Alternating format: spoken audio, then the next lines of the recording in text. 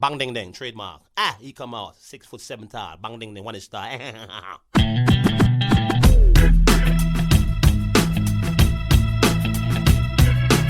dong ding dong ding dong ding dong ding dong ding dong ding. It is a perfect day. Woke up to the sound of the garbage truck again. Upstairs neighbor's toilet's leaking on my head. Cars broke down, I missed the bus, there runs a 10. I had a feeling this was a day to stay in bed. I finally left my pad right under Jumbo's cloud roof. A police officer pulled out his gun and said, I said, sir, you got the wrong guy. I guess it's just a perfect day. It's just a perfect day. Na, na, na,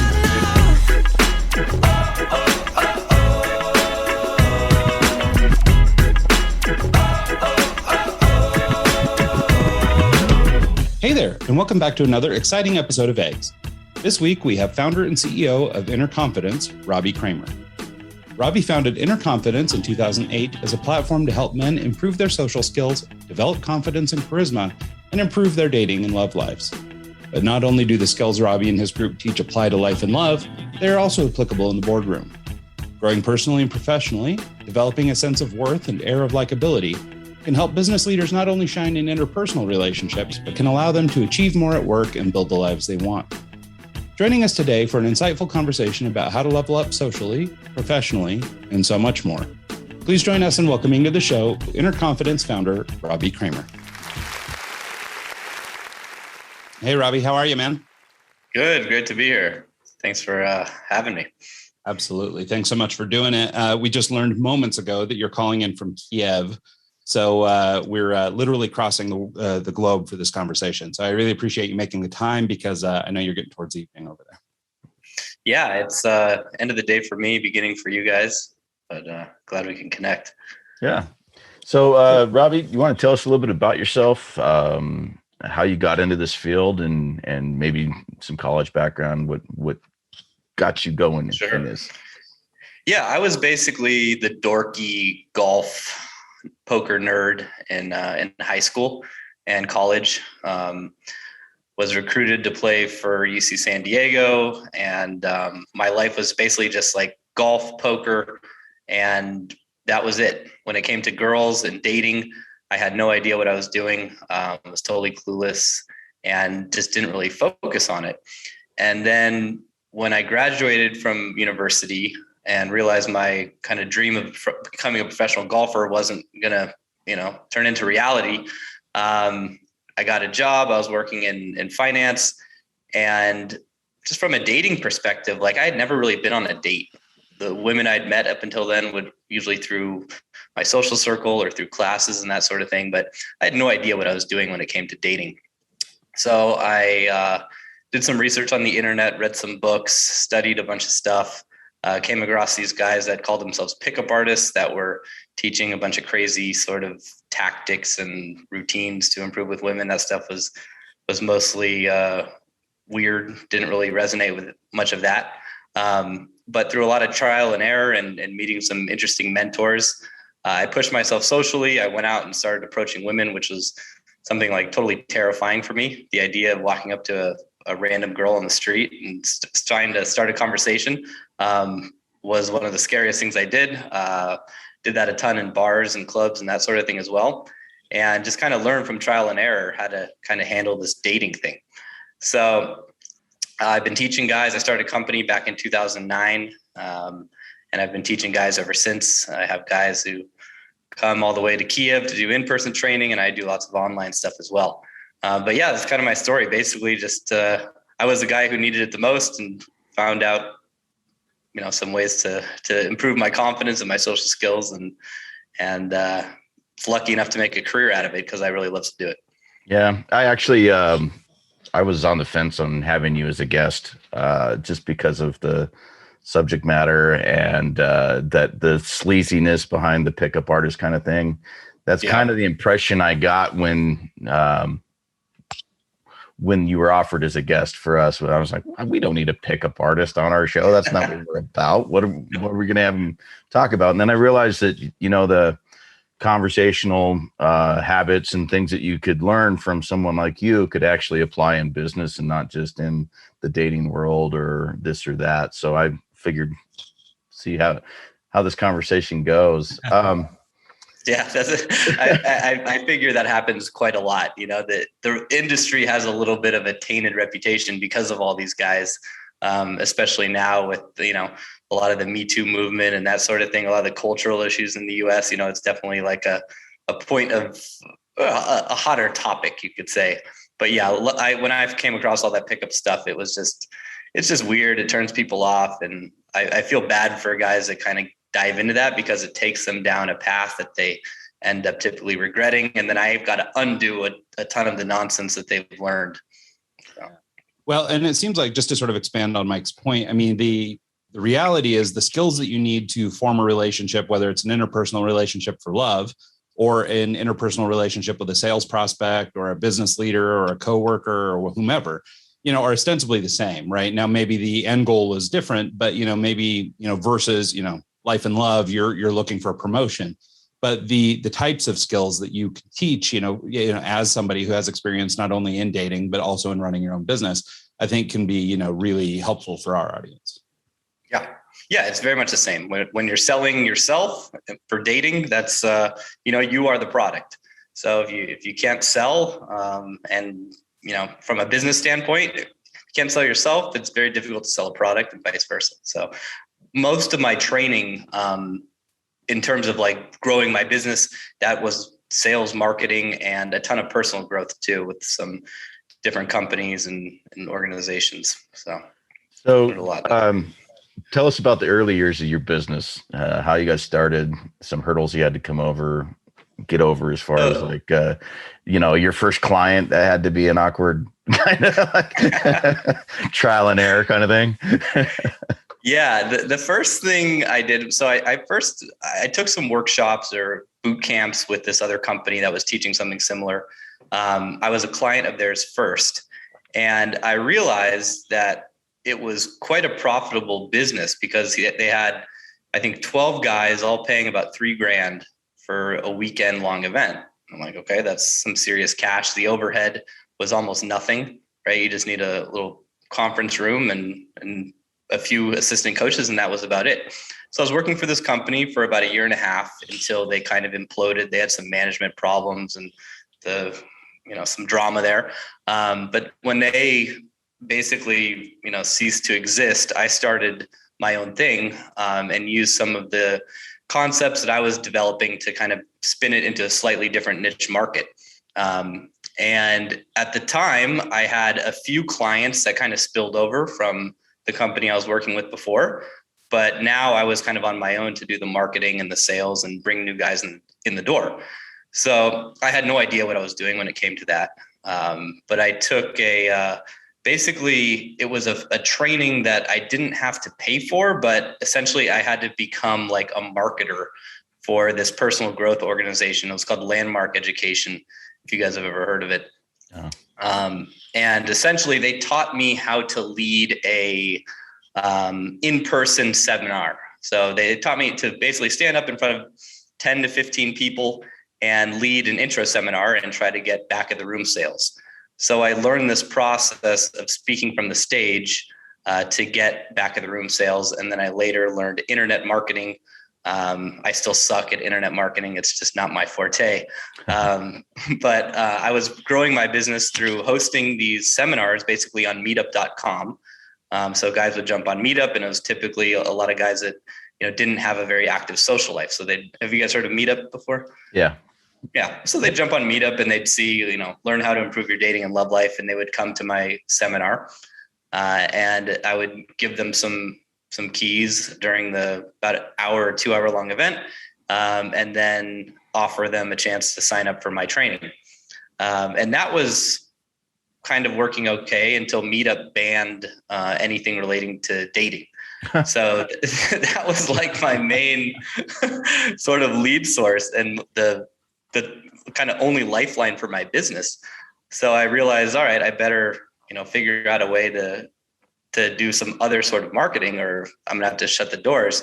And that's when I started podcasting. That was back, my first show was 2013, 2014. And I don't know if you guys are aware, but I also have a podcast. I'm 180 episodes in, something like that. And most of my clientele comes through my podcast, just listening to conversations like this I have with other guys in all sorts of fields. And so podcasting has kind of been my main way of generating leads and having the business, succeed. That's awesome. Well, and I love that story too, of just sort of adaptability, sort of, you had to shift gears. I'm thinking of the story in the news that just came out a week or so ago about OnlyFans, and they were going to switch the type of content that was allowed there, and just the panic attack that ensued. And I think ultimately they backed off the decision, but it makes a good point. This idea that, being wholly, I guess, owned by your platform, if you don't own the platform, you're always in danger. And you've heard things like this about Facebook and other platforms. If you have your Facebook group or whatever, and then Facebook bans you, well, so long to your group.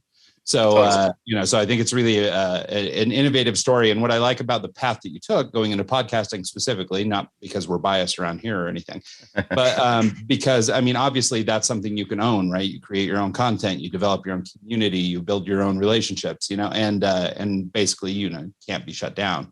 Now, platforms might be able to, knock you out or whatever, but nonetheless, you're still creating this thing that people can get. And it's, I think it's more empowering than the other version. Yeah. And podcasting for me, they say when you're trying to develop content, you want to play into your strengths. And some people are good, at writing. Some people are good at speaking. Some people are good on video. And the whole idea of like writing copy and that thing just never came easy for me. Most of the people in my industry were making a lot of money, or the people who were making money were basically either copywriters who were kind of default or they're secondary dating coaches. And that's kind of why the industry has a bit of a bad reputation, because they're really good copywriters. They make all these outrageous claims, but then they don't back up on their promises. And just copywriting was not a platform that I was ever any good at, but I could talk all day long and just have a basic conversation and speak to people. And before like Zoom was popular, I wasn't really ever doing video podcasts like this. I am now, of course, but prior to that, it was just all conversations. And it was shocking to me how many people, back in the day, there wasn't a lot, but now podcasting has just kind of blown up. And have you guys heard of Jordan Harbinger? Yeah. We're both. He's a longtime friend of mine, and he was like the first guy I know to do a podcast, in one of the first podcasts I had ever heard of. And I was a guest on one of his earlier shows. And I remember everyone was laughing at him for starting a podcast, and look at him now. So go figure. Well, he used to do The Art of Charm back in the day, right? Exactly. Okay. Before that, it was even called the Pickup Podcast. Yeah. And that was, yeah. Maybe, bringing him up as a great example, right? Of a transition from that sort of sleazy stereotype that Mike was talking about early on to, what one could become, right? Because at least for me, I came to know Jordan probably about the time of Art of Charm, but I didn't listen to it a lot or anything. I was already married, so I wasn't looking for advice. But then he made sort of a jump into more of a mainstream direction where he's doing interviews with all kinds of people. And he's got one of the most well-produced shows out there. And so I became a fan maybe a little bit later, but I don't even think of that old sleazy stuff anymore. It's kind of funny how he was able to sort of transform that way. Yeah. He made a great move by doing that. And it was, it was cool to watch him do that and kind of move on from the other stuff, because he had some drama there as well, which I was familiar with. So I'm glad he's crushing it now. Well, we've had his producer on, Jason DeFilippo, has been a guest of our show. You probably know Jason if you know Jordan, but I like his podcast because he talks to everyone. He goes, like if I were to say no to having you on the show just because I don't like the mentality or the pickup artist kind of thing, then we could lose some valuable insights that you would bring to us that we wouldn't have had otherwise. And he's gone through and interviewed spies to CEOs to, everyone and anything really is on the table. And I really enjoy his podcast just because of that. So it's nice that you have a connection there. Yeah, that's awesome. So maybe to that end, let's circle back around and start getting into some nitty gritty and how we can actually help our listeners sort of level up socially or professionally or however they want to apply this information. One of the things you brought up in your sort of intro pitch was this idea of, you were kind of I guess your target customer, right? You were the guy who needed this help. But I think so much of overcoming this, a problem, if we want to call it a problem, this insecurity or this whatever, so much of overcoming that is recognizing that you have it in the first place.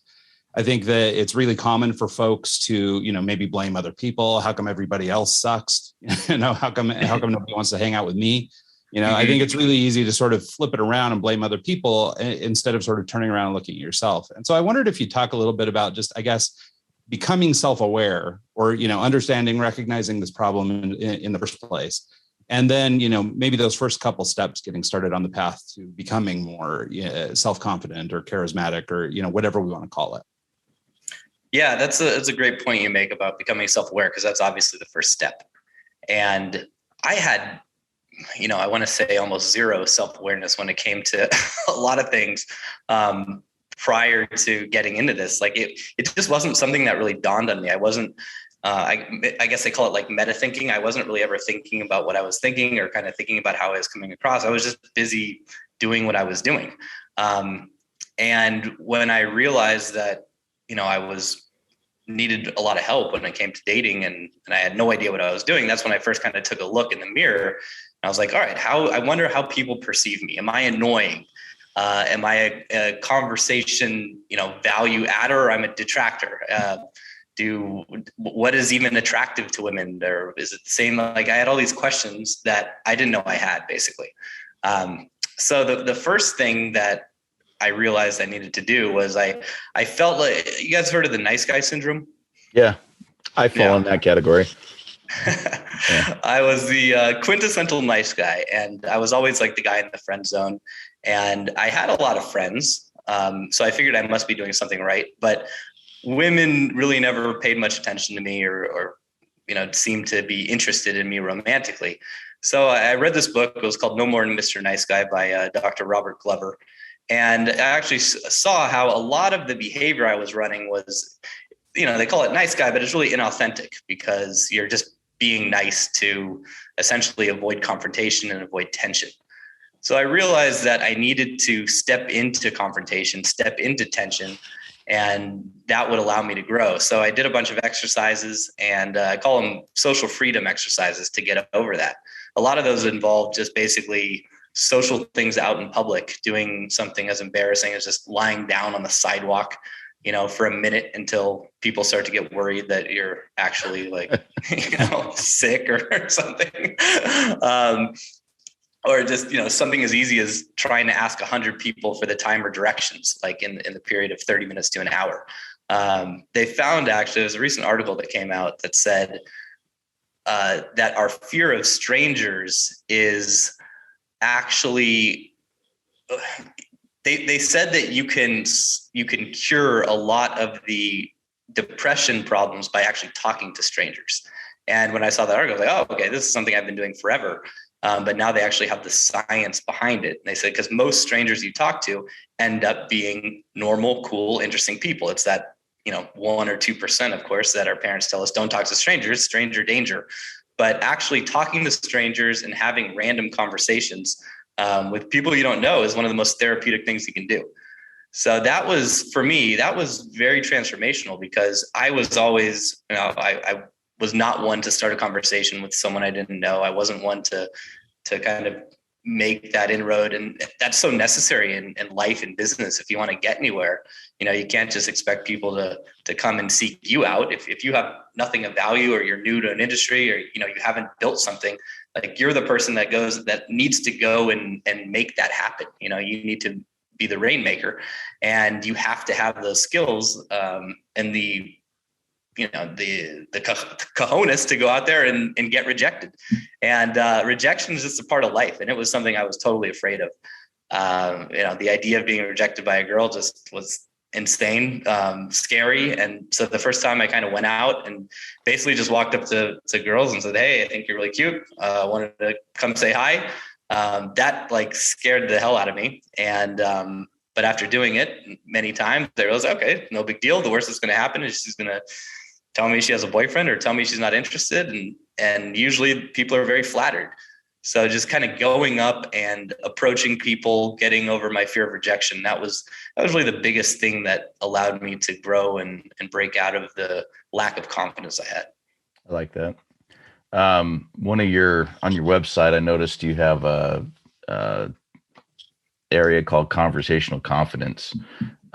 Is that kind of what you're building to, is like by doing these steps and just asking the time or, the bus schedule, is that kind of building that confidence? And once you have that structure, you can go in and kind of, have a more of a genuine conversation and go from there.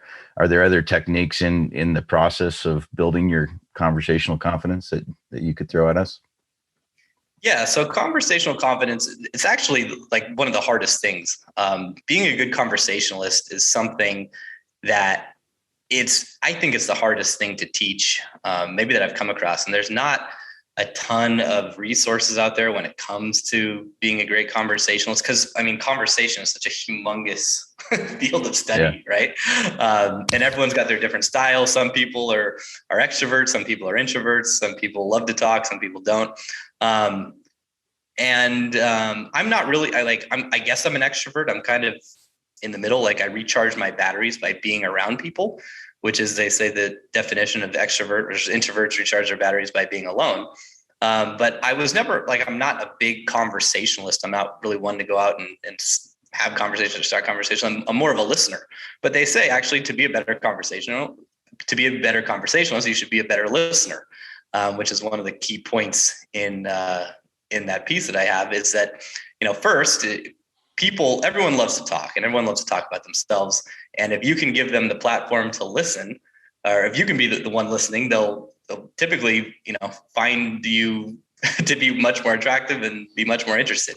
But it's that initial stage to get them talking in the first place. Like if you approach a girl, she's not going to immediately just start talking to you. Obviously, you've got to say something of value to make her want to talk to you, or in any sort of business meeting, right? If you just go in there and hope to listen with no nothing, that's useless, of course. But especially for guys, I tell them that being a great conversationalist just comes when you're no longer feeling anxiety and you're not worried about getting rejected. Because most of us, when we're feeling relaxed and normal and at ease, can easily have a conversation and enjoy that conversation. But our IQ drops and we literally go into like a fight or flight or a freeze sort of mentality when we're dealing with a stressful situation, whether that's speaking on a stage, approaching a woman, doing something where you could be ostracized socially and publicly. Our IQ drops, so our conversation tends to also suffer. So that's that's the problem. And the best thing to do to get over it is simple reps. Doing a lot of reps, getting a lot of practice. Things like Toastmasters is great. Obviously, for me, podcasting has been a great way to kind of improve my social skills and to have better conversations. And it all kind of leads to, all those things together, if you're doing them in conjunction, leads to results. But you can't expect to transform this stuff overnight. It takes a really long time. Yeah, what I like about what you're saying specifically is, this idea of repetition, right? That basically there isn't a shortcut to this. You're not going to be able to pop a magic pill or something. Well, I guess there's a couple pills you could maybe take that might improve your conversation. But generally speaking, if you're trying to improve as a human being and you're trying to grow socially, part of it is just putting in the work, and it sounds cliche because we hear that as it pertains to everything, right? Building a business or going to school or whatever it is, right? Everything is just do the work. But if there's anything we hear from everybody, podcasters and magazine articles and the news and everything, it's do the work. Like that is the trick. And so, but one of the things you touched on, when you were talking about your idea of sort of, talk to strangers and this idea of finding social freedom, what occurs to me is that really fear is the problem here. Yeah. And so that it's fear of ostracism. I'm going to change the word. I can't do that. Fear of looking stupid in front of people. fear of failure, fear of whatever. But ultimately what we're talking about is fear. So, earlier, like just even earlier in this conversation, I was calling it insecurity or lack of confidence. But really what it is that we're afraid.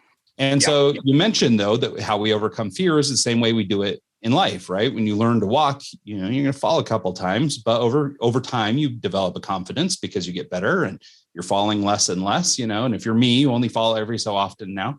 And, but at this point, I'm not afraid to walk anymore, and that sort of process, I think, could be sort of, I guess, mirrored here.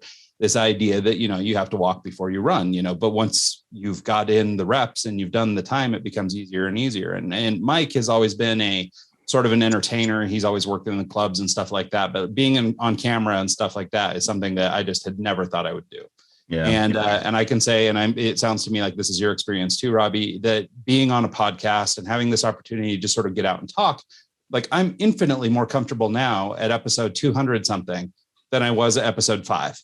And in fact, we leave those episodes up in our feed so that people can go back and just see how bad it was. So that, it just to remind ourselves and, see how good it's gotten. And, we still have a long ways to go, but I mean, we're certainly more comfortable on camera now. We have a better time carrying on a conversation, all that stuff. But I think it's just exactly what you're saying. It's repetition, it's practice, it's those things, and stop looking for a shortcut, rather just go do the work. Yeah, actually, I was just going to say one of the hardest things to do is film yourself and, give like a monologue or basically create like a YouTube video or any sort of content. And it's also one of the things that's the most harshly judged. You put up a YouTube video or you put up a TikTok or something and like people are just going to flame you in the comments nonstop. So just I got so much value just from doing that, and the horrible process of watching yourself, looking at the footage, hating the sound of your voice for a while until you get used to it. I don't know if you guys had that experience, but like for most people, and I do this with my clients, I actually film them undercover with the hidden camera and audio approaching women, and they will see what they're doing and they'll hear themselves, and it's so hard for them to watch it at first because it's like, oh my God, I can't believe I said that. I look like an idiot. I sound horrible. And that process is just super therapeutic. And sometimes I even film them watching the film and to see their reactions and to see all the kind of like self-loathing and the shit it brings up. Yeah. So it's well, no, I mean, it's true, and I mean, I still hate the sound of my voice. I still don't like seeing myself on camera. And subconsciously, I mean, I don't go back and listen to our episodes. I probably should, but subconsciously I just avoid them, right? Like I write up the show, I publish the show, I do all that stuff, but I don't go back. I feel horrible for Mike because he does all our and everything. So Mike has to go back and listen to it. But I avoid it like the plague. I only go back to it if I have to go find a point or if I want to, share something or whatever. But it is challenging to overcome. But I think you're right that there really is something to sort of seeing yourself the way others see you, or in this case, the way a camera sees you, so that you can understand, how you perform or how you're coming off to other people. And so I wonder if you could take actually, Ryan, before we, yeah, go ahead. I used to do door-to-door sales multiple times, like for knives. No, auto glass. So, and I was the crew chief. Ryan actually went on a day trip with me once when we went I had to work. He was in town visiting, but I would take guys out and drop them off in neighborhoods to sell auto glass. And before every day, we would all get together. We'd have a group meeting, and then we would role play our sales pitch with each other, just to kind of warm up the talking and just sales in general. And every time I'd get a new guy in, it was very awkward for him to get up there and try and sell me on why I should get auto glass, repaired, fixed, or whatever. And you could always kind of see the hesitancy, but within like a week of them actually going out and doing it door to door, knocking and actually having these conversations with people, you could see them really kind of come into themselves and actually get their pitch, for lack of a better word, down where they could actually see results. And I could see how this would apply in your scenario as well, in the dating and all that stuff, because the more that you actually do it, the easier it's going to be. and the more natural it's going to sound and the more confident you're going to be. And, you know, if it didn't work, you can wash your hands of it, move on to the next house. There's always another house. That's what I would always tell them. You know, it's not like there's a lack of broken windows in Phoenix. So I just thought that as you were talking about the reps, that thought came to my head. And I can tell you, I was the same way when I first joined the company, was starting to do sales. I got better as time went on. And, you know, as I worked my way up in the company, Ryan, when you went out with me, I think we sold like 8 or 9 windshields in a 3-hour period, which is pretty damn good money. So it's like repetition, practice, you'll see results. That's what I was getting at. Yeah, it's exactly the same. I mean, completely everything about it. That first house you probably walk up to, you know, afterwards when the person tells you to, you know, yeah. says bye-bye, you're like, oh my God, I'm such a loser, blah, blah, blah. But then, you know, it doesn't take a lot. You know, guys are always surprised. Typically after even the first, you know, 10 or 20, they're like, wow, this is so much easier. And it's actually like really empowering and fun. And it's more of an exercise in personal development than it isn't even, you know, getting the results. Like, of course, guys want to get a phone number and a date and all that stuff. But after they do it, they're like, oh my God, this is like the most alive I've felt in years, because I'm actually facing my fear and doing something that scares me. And I haven't felt like this in God knows how long. It's crazy how often I hear that, almost every single guy. And sales and going door to doors, whatever you're selling, it's the same thing, because it's the same sort of social programming that's telling us, you know, if you do this and you get rejected, oh my God, you're horrible, or you're this, you're going to die, or whatever crazy illogical stuff is going through our head. But yeah, it's all the same. Yeah, I think that's right. I would like to dig in a little bit more when you were talking about sort of, you know, conversational confidence, and we were sort of digging into that, and you know, this repetition is certainly a piece of that. One of the things you touched on, and it was just sort of in passing, but I think it's really important, especially if we're trying to be conversational, is this idea that we need to add value to the conversation. We actually do need to bring something. I think like your point about listening is obviously critical. I mean, you know, if you sit and talk over them the entire time, you know, it's tough to make any kind of relationship happen. But that idea of bringing value. And so I wonder if you could talk about, I don't know, being cognizant in conversation and, you know, the way that we should be carrying ourselves, or the types of conversations we should be having, you know, if we want to move the ball or if we want to endear ourselves to somebody. Can you believe this weather? It's ridiculous. Yeah. Well, that's the first part, vibing. You know, there's kind of stages of a conversation, and I'm glad you brought that up, because vibing, or just talking about fluff or small talk, that's always the beginning to any conversation. You know, if you try to dive straight in to what you're trying to do, you just kind of come across as an arrogant or aggressive sort of, you know, D-bag, whether that's with dating or with sales or with any sort of, you know, thing where there's kind of like this unspoken, yeah, if we connect, eventually a relationship will happen, this will happen. Or, you know, for guys that are always like, when's sex going to happen, sort of thing. But if you just immediately start talking about that, it's just totally taboo, and you're going to, you know, good luck. That's not going to happen. And same thing with sales. If you push the envelope too hard, or you're really pressuring someone to buy, you know, you're going to lose that sale. So the first part is vibing and just having a kind of chit chat, a normal back and forth. And then that kind of goes into what I call wide rapport. And wide rapport is simply finding different pieces, or finding different information that you kind of connect on. That's kind of what happens in the first like 20 or 30 minutes on a typical date. You're just kind of having a conversation, talking about your hobbies, what you like to do, what you're about, this and that. You're trying to avoid that kind of job interview mode where you just ask question after question. I call that Walter Cronkite mode. You don't want to be that guy. Regardless, it should be kind of the investment in the conversation is important. Both parties should be equally investing. So if one party is way over invested, that's the party that typically doesn't have any value, and they're trying to extract value from the other side. So if you find yourself as the guy who's always kind of driving the conversation, it typically means that the other person probably just doesn't care that much, or doesn't, you know, it'll usually lead to a lack of further conversations. And then we get into, once, you know, the wide rapport is those things that we're finding that are commonalities.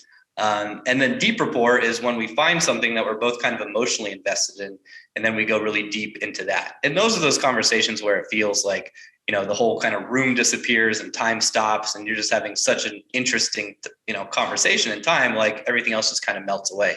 And that's what we're all looking for. We're looking for those connected moments where we feel, where nothing else is really mattering.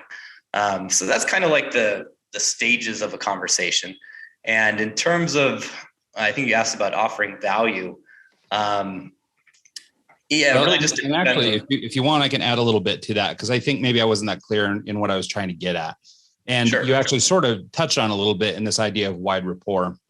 But like, I know even for me personally, and I'll just sort of speak from my experience, because I imagine it's fairly common, there is this inclination to, I guess, hype yourself up, right? You mentioned that in dating specifically, or maybe even in a job interview, you are the product, right? So there's sort of this inclination to go on about your achievements, or, this high status stuff you've done, or these people, or whatever, there's sort of this stuff that goes on where you're kind of putting yourself on display, right? It's the peacock feathers are out and in full bloom, and we're trying to show off a little bit and talk about what we do.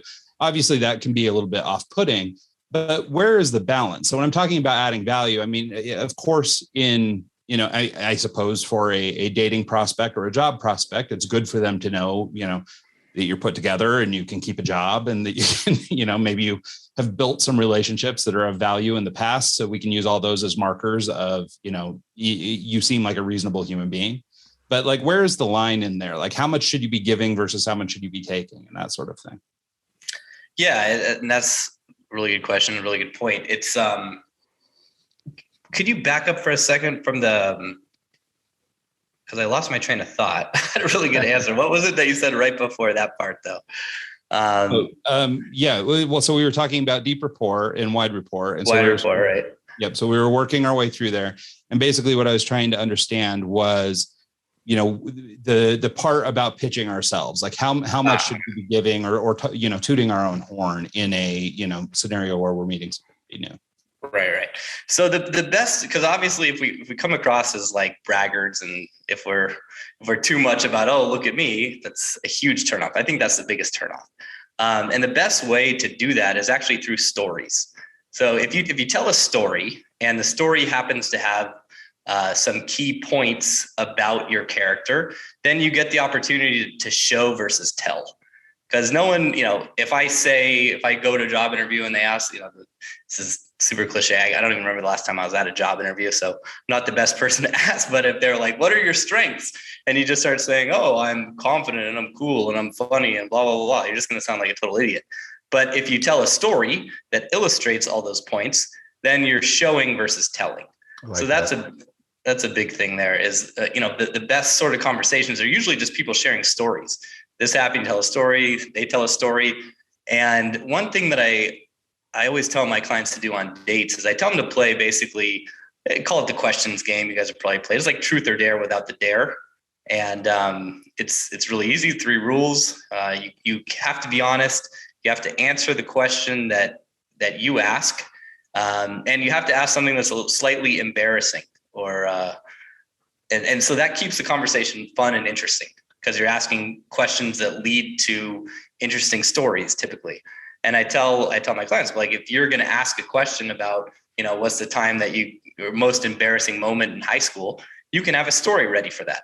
And you've probably told the story 100 times, and you can, just like a stand-up comedian, when they tell a joke, they've told that joke hundreds of times. They know exactly, where to do the correct sort of voice inflection and the timing and the delivery of those jokes. Typically when you go on dates, especially first dates, it's kind of the same thing over and over and over. And a lot of conversations, you're going to notice you're going to have those same conversations in sales or in business. So if you kind of pay attention and you actually think about the stories you're typically telling, think about the conversational pieces that you're telling, then you know what's going to be good content versus bad content. And you can kind of reverse engineer a lot of those processes by realizing kind of like, what are you doing all the time and how can you improve that, if that makes sense? Yeah.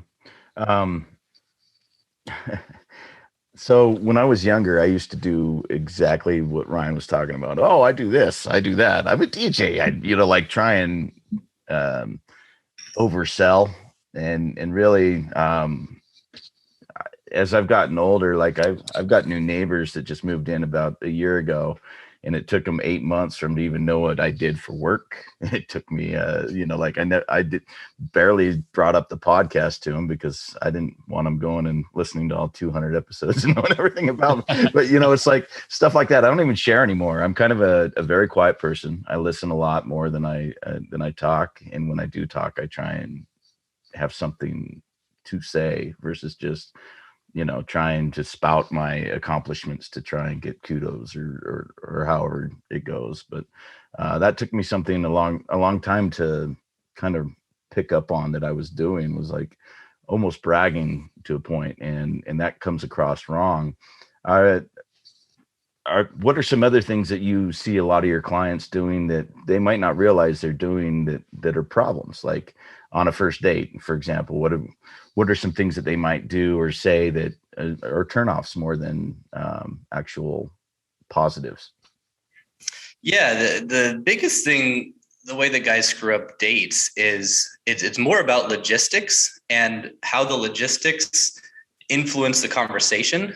That are the problem. So a lot of guys will just do a dinner date, the kind of standard meet at 8:30, have a dinner. They don't really have a plan for anything after the dinner or anything else. It's just you sit down, you go to a restaurant, right? You got the waiter coming over every few minutes, and they're interrupting the conversation. And it's kind of like a job interview where you're like, all right, so where are you from? Where'd you grow up? Blah, blah, blah. And it's just this exchange of data. And take them to a steakhouse when they're vegan. And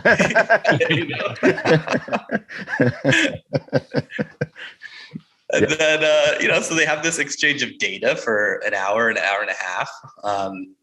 And then after that, they're like, all right, want to come back to my place? And the girl's like, no, why are you asking me? It's too aggressive. And then they hope for a second date where they kind of rinse and repeat that process. And I tell them that's kind of the worst thing you can do, or especially if you try to go to a movie where you can't have a conversation, or you try to take them to like somewhere on the very first date where the focus is not on the conversation, but it's on something else, like a movie, for example. So it's important to be aware of the venue. And what I tell clients is the first thing that you should do is the first venue of a date should just be like 20, 30 minutes. It could be a walk in the park. It could be at a coffee shop. I love to walk and talk in the park. I think that's the easiest thing, especially when it comes to lockdowns. You can, parks are always open. And you just, grab a coffee and you walk and talk. You have that kind of vibing, wide rapport conversation for 20 or 30 minutes. And then if you're walking around, you're already kind of changing venues. But if it's cold and you can't do that, then you kind of, duck into a bar or a lounge, have a drink. Hopefully you could be seated on something that you can kind of sit next to each other. So it doesn't feel like that interview where you're across. And then you can play the questions game, or you can have a more sort of deep rapport style conversation because you've kind of gotten over that vibing part. And then from there, if you guys are both clicking and you start to feel that chemistry, it's usually pretty obvious from like the second or third hour. If you're not feeling the chemistry, you just end the date. And if you end it on your terms, most guys feel a bit more empowered by that. And if you're not feeling chemistry, but if you are feeling the chemistry, I say go do something that makes you kind of feel like a couple.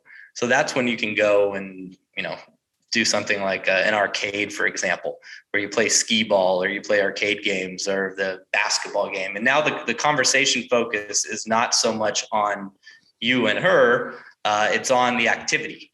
Because how long can you really have a back and forth about each other? Like if you do that for more than like an hour and a half, 2 hours, it can feel like overkill. So that's kind of the way that a good sort of dating progression works, and the way that a natural sort of relationship will develop. It's first you talk and get to know each other, but then you go and you do stuff together. And that doing stuff together actually shows you a lot more about the person than the conversation, because you see them, when they get pissed off and they they miss a basketball shot and they throw it at the employee and then they yell at them. And you say, wow, that person's a real asshole, a horrible human being. I shouldn't be dating them, right? Which you're not going to ever find out in a conversation. So that's kind of the cool thing about dating. I'm not sure if you could do that in the business world. Well, obviously, yeah, in the business world, you can go and you can do stuff together.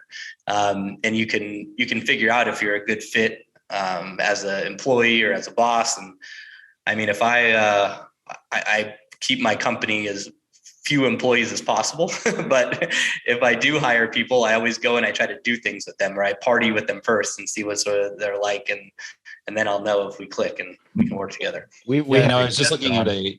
Oh, go ahead. I was gonna say we had a guest on that's a business coach, and he won't do coffee.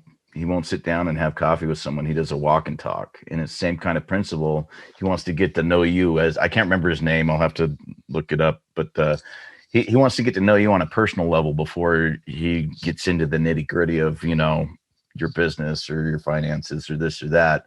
Just A, to figure out what kind of person you are, and B, to have a real conversation versus just getting straight to business. And I like that. I think it's kind of a unique approach, and I'd like to try it more often myself. So Ryan, sorry to cut you off. Well, I was just going to say, I actually saw a job application came across my desk yesterday that was, for a big remote company, actually one of the biggest remote companies in the world.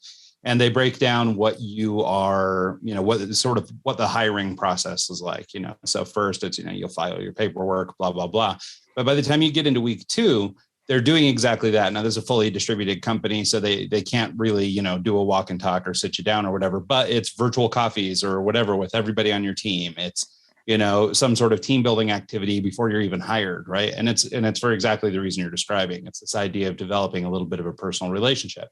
We will figure out if you can rise to the occasion at work, but we need to understand if we're even going to work as people, or if you're even capable of sort of, gelling with this team. Yeah. And or even bother going any further. So I think those are all really great points. I actually went on a date about a month ago with a girl. I was down in Mexico, and we ended up going and walking through the shops. And up until then, I had, she's cute, she's a good personality, kind of a fun girl. And as we're going through this shop, how like the salespeople and like, hey, buy this, and they'll bring a bunch of different stuff up and get really in your face.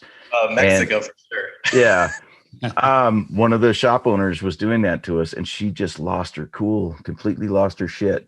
And that instantly was red flag for me. And I knew right then and there that this isn't going to work out, because just wait until you leave your laundry wadded up on the floor. It doesn't end well.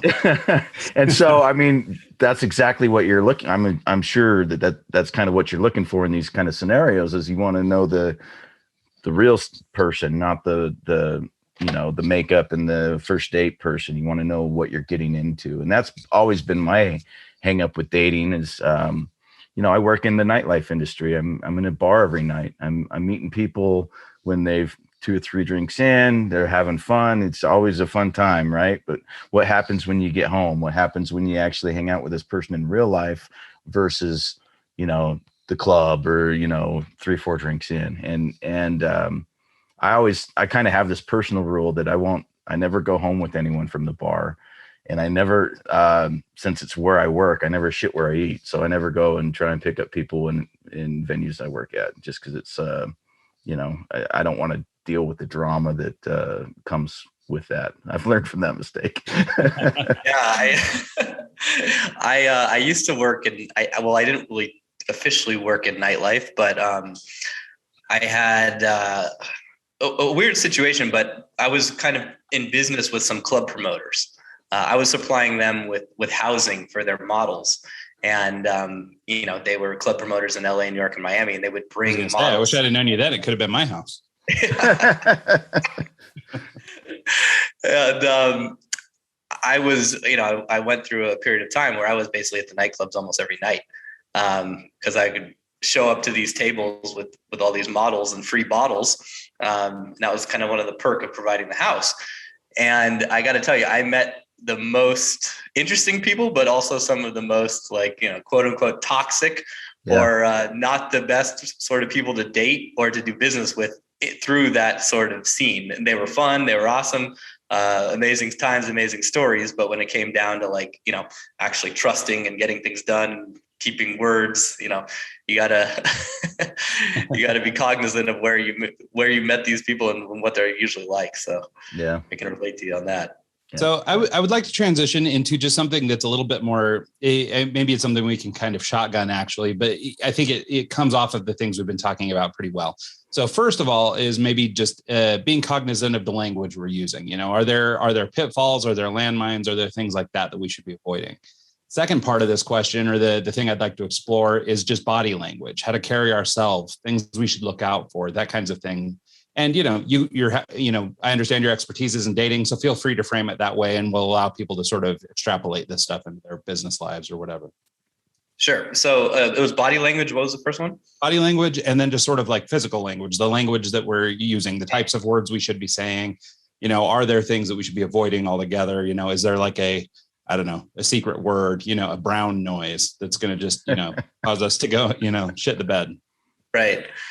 I think that has obviously you got to know your audience. That's the first and foremost, the most important thing when it comes to language, right? And from a dating perspective, usually you should know your audience before you're actually on a date with them. And you can really get a feel for kind of how a person's like, or how much profanity they use, or kind of how they were brought up by when you first meet them, whether that's sort of online dating or I'm a big fan of not using online dating.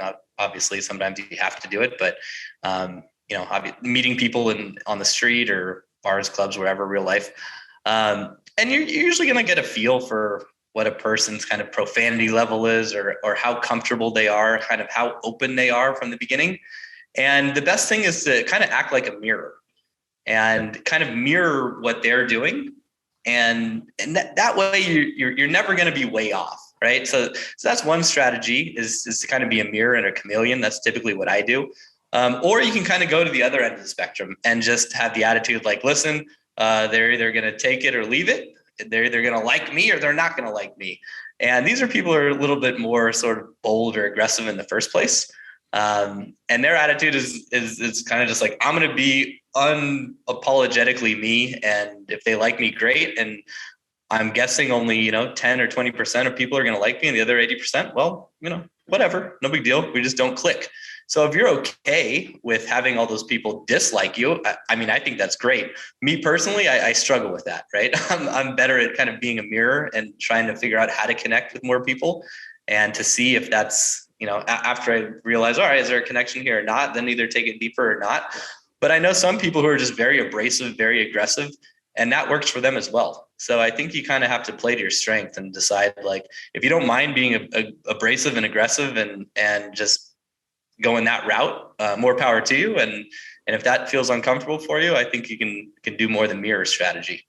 Yeah. Well, and I think there's something in the middle there too, right? Where, or maybe this is the realization to have in there, is that you're not going to be all things to all people. Right. And so, maybe you don't want to be off-putting, in the case of maybe these guys that are a little more aggressive or a little more abrasive. So maybe the goal isn't to be so confident that you're just putting off everybody. But I think also being aware, maybe as measuring your success, how much success am I able to pull out of a room, or how many numbers am I able to get, or, whatever your metric is. I think it makes sense to understand that you're also not going to work with everybody. Right. And that's okay. That can just be part of it. For sure. Yeah. You're just not. And, I like to say when it comes to dating, if you're batting kind of like the best batters in the major league, 30%, you're as good as you're going to do. Right. If you go out and you approach 10 women and you walk away with 3 phone numbers, you're not going to do much better than that. So that's a good metric to do it by. And then as far as body language, the eye contact is obviously very important. Women are going to look at that first. They're going to see, because eyes tell us everything: how confident the person is, how they deal with tension and conflict. And a lot of guys struggle a lot with their eye contact. And a lot of people in general, like for me, eye contact, when I first got into this stuff, wasn't even something I was aware of. I didn't really even think about it. I didn't really look at people in the eyes a whole lot. And it's something I worked on. One exercise I did, I would just go out and walk around the street and try to make eye contact with everyone. And it's the funniest thing to do that, because you do that instantly, everyone looks away. It's like Like you'll just look at someone and they look down at the shoes. It just kind of it's the funniest thing to me. I'll do it on purpose just to mess with people. Totally, yeah. It can get confrontational too if you do it to the wrong guy. Yeah. Shit. You got to have the nod. Yeah. Half a second. But it's when you do it to women, it's so powerful because very few guys hold eye contact, and it's amazing how much or how easily it is to succeed at dating if you can just walk around and make eye contact with beautiful women and hold it. A lot of times they'll break it and they'll start smiling, or they'll break first and smile. And that's the biggest approach invitation you're ever going to get. If you're standing at a bar sipping your drink and you make eyes with a girl across the way and she holds that eye contact and then she smiles, like, you're not going to get a better approach invitation. If you don't go talk to her, if you're a single guy, like, jump off a bridge and kill yourself, because like that is as good as you're gonna get. Like that's come talk to me, please. But so many guys miss that. I mean, I used to miss that stuff all the time. My buddy's like, that girl's like smiling at you. Why don't you go talk to her? Oh, I don't know what to say. So eye contact. And it's probably exactly what Mike was describing too, right? So many people are quick to look away. So I mean, if you're just, I don't know, a young Padawan working on your eye contact skills and you give her the look and she turns and smiles, well, by then you've already looked too. And you're like, oh my God, I can't keep looking. And so, so it's possible people are just missing that signal altogether. So I think it's great that you're calling that out. Yeah, it's eye contact is totally missed. And then as far as other body language, confident people usually, they take up a little bit more space than unconfident people. That's kind of an easy, obvious one. There's a great book called What Every Body is Saying. I think it's Joe Navarro. And he breaks down a lot of the nuances in terms of body language. He is like I think an FBI or former FBI negotiator. And, if someone's holding their neck, for example, it says something about if they're comfortable or not. And there's different sort of like hair twirling, which can show attraction versus actually they're just comforting themselves. So you don't know if someone's lying, he said, but you can tell if they're comfortable or uncomfortable, or if their feet are kind of pointing away or their body's kind of pointing away while you're talking to them. Obviously they're trying to leave that conversation. And that's really important.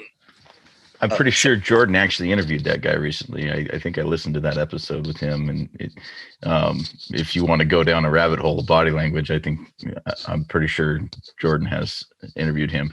And even in sales, it comes to, like if someone's folding their arms, mirroring the person, your client that you're trying to sell, if you're folding your arms, they're going to fold their arms as well. And that's a defensive posture. And you're setting yourself up for failure just by the way you approaching someone for a sales perspective.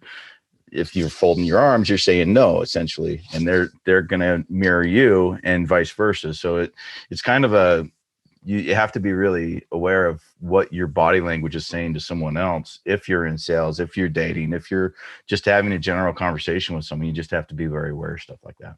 So, yeah. And the best way to tell if a woman is attracted to you or not is through her body. It's really the only way to tell. Cause we're all very good at lying, and what we say, has almost no bearing on how we feel a lot of the times, especially if we don't want to hurt someone's feelings. So one of the biggest sticking points for my clients is when it comes to reading body language, most of them really don't have any sort of awareness or cognizance of the subtleties there. And through the practice of approaching people and going on more dates and getting all those repetitions, and they start to see the patterns, because this is all just pattern recognition, right? They see the same sort of things over and over, and they realize, okay, she's attracted because she's willing to sort of like, not cover her vital organs, and she's not kind of turning away, or she's not trying to walk away as I'm talking to her. And obviously touching and that stuff kind of comes in later or sooner, depending on who you're dealing with. But being able to pick up on those subtle body language hints and understand like what those triggers are and the information those can give you will give you a humongous leg up. And not knowing them, obviously, it's it's very tough to succeed. Sure. So as we're getting to the end of the conversation here, I guess I've got one more thing I'd like to just sort of, put a flag in the sand here.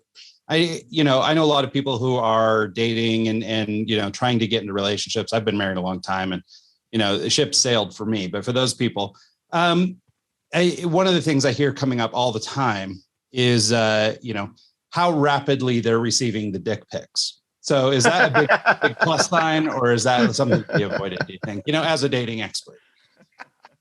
Yeah, it's funny. Oh my God. I wasn't expecting Of that course, conversation. I'm getting a little tongue in cheek, but it's funny because I'm hearing that just maybe it's access to camera and penis. I don't know, but there's clearly something going on where this is becoming a card that is played very early in the game, and so I mean, of course, I'm joking, and I know it's probably not the way to approach a young lady or young fella, whatever your persuasion is. But I wonder, do you have any thoughts on the psychology of that? And, obviously let's avoid it, but how do we do something better? Yeah. I love that question. It's funny. To the right person at the right time, a well-placed dick pic, it can do wonders, but most of the time it's definitely something to avoid. After you've had sex, sure. Awesome. Send the dick pic. Before, I think you're definitely walking on landmines there. I actually have a meme that says, it's the Corona guy, I think, or the guy that says, I don't usually send dick pics. Oh wait, yeah. I do. Right? The world's most interesting man, that guy. Right. I don't usually send dick pics. Oh wait, I do. And then the follow up to that is a picture of a rooster. So she's expecting the dick pic to come in, right? And then it's obviously the cock.